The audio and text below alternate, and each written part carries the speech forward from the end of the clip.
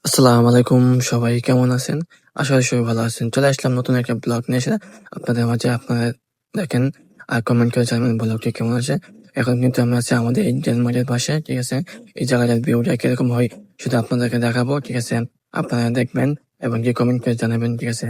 এখন যে রাস্তাটা দেখতেছেন, এই রাস্তাটা কিন্তু আগে আসলো না। রাস্তাটা কিন্তু নতুন হয়েছে। আর এই রাস্তাটা হওয়া থেকে অনেকটা উপকার হয়েছে।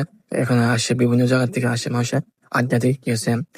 গাছ গোছ লাগাইছে, গাছের কারণে জায়গাটা অনেক টিসা হওয়া থাকে, ঠিক আছে?